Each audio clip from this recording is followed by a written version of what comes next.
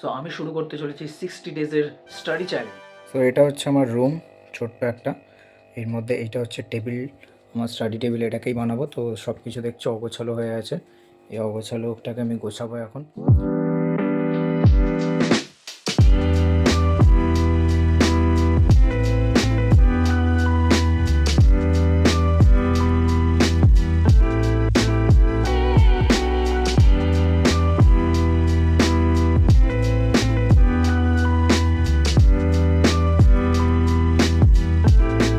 এখন আমার স্টাডি টেবিলটা রেডি হয়ে গেছে, দেখতে পাচ্ছ পরিষ্কার। আরেকটা টেবিল আছে, এই টেবিলটাকেও গুছিয়ে নিয়েছি, যেটার মধ্যে আমার বই খাতা পুরো ঠাসা রয়েছে। ঘরের সব থেকে স্পেশাল জিনিস হচ্ছে এটাই, সেটা হচ্ছে আমার এই অ্যাকোরিয়াম, আমার মোস্ট ফেভারিট প্লেস, যেখানে আমার কিউটিজরা রয়েছে।